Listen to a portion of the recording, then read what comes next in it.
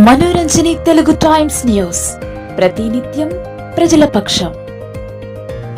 Municipal ఎన్నికలు ముగిసిన వెంటనే నిర్మల్ ఖానాపూర్ రాజకీయాల్లో ఊహించని పరిణామాలు చోటు చేసుకుంటున్నాయి. బీజేపీ పార్టీకి చెందిన కౌన్సిలర్ అభ్యర్థులను బీజేపీ నేత ఎమ్మెల్యే ఎలటి మహేశ్వరరెడ్డి ఆధ్వర్యంలో క్యాంప్ రాజకీయాలకు తరలించినట్టు సమాచారం అందుతోంది.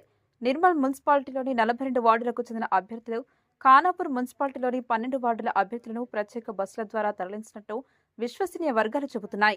ఇంకా సంచలన విషయం ఏమిటి అంటే, నిర్మల్లోని ఎమ్మెల్యే మహేశ్వరరెడ్డి నివాసం నుంచి ప్రత్యేక బస్సులో బీజేపీ అభ్యర్థులను అయోధ్యకు తరలించినట్టు సమాచారం వెలుగులోకి వచ్చింది.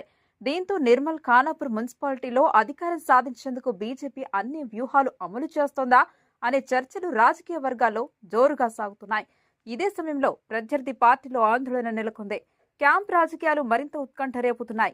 మరిన్ని అప్డేట్స్ కోసం చూస్తూనే ఉండండి మనోరంజని తెలుగు టైమ్స్ న్యూస్.